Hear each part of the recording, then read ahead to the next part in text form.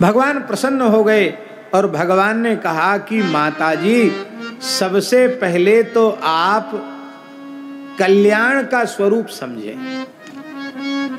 हम लोग कल्याण शब्द का व्यवहार तो करते हैं, प्रयोग तो करते हैं, पर उसका अर्थ नहीं समझते। महाराज, हम बड़े दीन दुखी हैं, आप हमारा कल्याण करो। और महाराज बोले, जब कल्याण हो जाए, इस अवस्था का नाम है कल्याण। सुख होगा तो सुख ही सुख नहीं रहेगा, सुख के बाद दुख जरूर आवेगा। और दुख होगा तो दुख ही दुख नहीं रहेगा, दुख के बाद फिर सुख आवेगा। जिस अवस्था में पहुंचने के बाद न सुख रह जाए न दुख रह जाए, उस अवस्था का नाम है कल्याण। और ये सुख दुख का अनुभव करने वाला है कौन? सच्ची बात है महाराज जी, सुख दुख नाम की चीज ही नहीं। न सुख का अस्तित्व है न दुख का अस्तित्व है। कैसे? सुख दुख तो है, फिर आप कैसे कह सकते सुख दुख का अस्तित्व नहीं है? यदि यह निश्चित होता कि यह सुख है तो वह सुख ही होता, और यह निश्चित होता कि यह दुख है तो वह दुख ही होता। लेकिन वस्तु एक ही है, पर एक व्यक्ति को सुख हो रहा है, दूसरे व्यक्ति को दुख हो रहा है।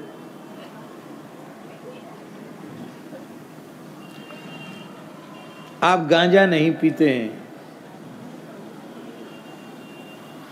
और महाराज हमारे गांजा पीने वाले महानुभाव तो ऐसे ऐसे श्लोक पढ़ते हैं, ऐसे ऐसे वाक्य बोलते हैं, न जो न पिए गांजे की कली, उस लड़के से लड़की भली। जाने क्या क्या भगवान जाने, त्यागी तपस्वियों में बहुत से वचन प्रसिद्ध हैं, भांग के गांजे के सब चीज़ की फलश्रुतियाँ हैं, उनका उच्चारण करके तब उनका सेवन किया जाता है। तो जो गांजा पीते हैं उनको गांजे की दुर्गंध थोड़ी आती है, उनको तो पंडाल के उस कोने में कोई चिलम पी रहा होगा और यहाँ गांजा पीने वाला बैठा है तो उसको खुशबू आएगी, मन उसका हरा हो जाएगा। आहा, कोई प्रेमी हमारा वहाँ अमुक दिशा के अमुक कोण में विराजमान है। और भाई, दम भाई, निज भाई, और सब घसड़ पसड़। दम भाई, निज भाई, और सब घसड़ पसड़। यदि आप गांजा पीते हैं तो आपको तो उससे सुख मिल रहा है। वो हम गांजा नहीं पीते हैं तो सच्ची बात आपको बता रहे हैं, उस कोने में बैठकर कोई गांजा पिए तो उसका माथा भले ही न घूमे पर हमको चक्कर आने लग जाएगा। वहां गांजे की बदबू से यहां चक्कर आने लग जाएगा। कुछ प्रकृति ऐसी है, क्या किया जाए। क्रिया एक ही है, एक को सुख हो रहा है, दूसरे को दुख हो रहा है। इसका मतलब है कि मन ने जिसे अपने अनुकूल मान लिया वह सुख हो गया, और मन ने जिसे अपने प्रतिकूल मान लिया वो दुख हो गया। इसका मतलब है सुख दुख की मूल मन ही है, और मन को मनमोहन में लगा दिया गया, मन को माधव में लगा दिया। मन माधव को नेक निहार। विनय जी में गोस्वामी जी कहते नेक, अरे मन थोड़ा देख तो सही। नेक क्यों कहते हैं? कहते अरे तू थोड़ा देख तो ले, देखने के बाद फिर वहां से हटेगा नहीं। मन माधव को नेक निहार।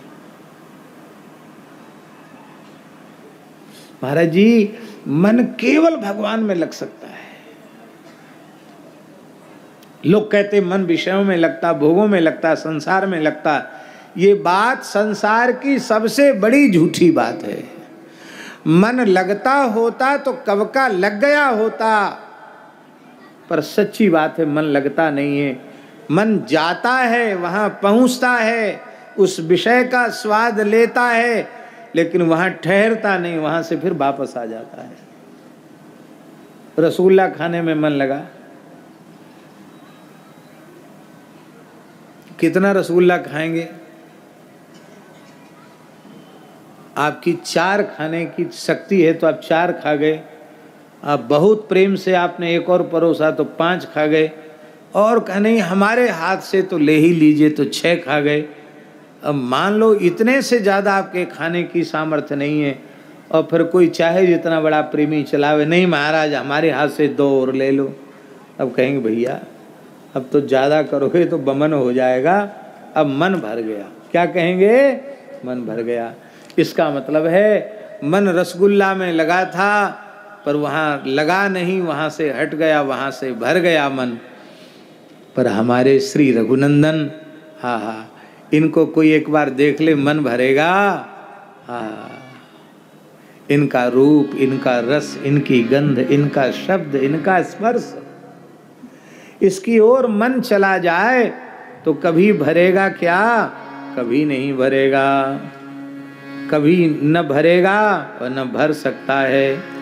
बोलो भक्तवत्सल भगवान की जय। माई मेरे श्याम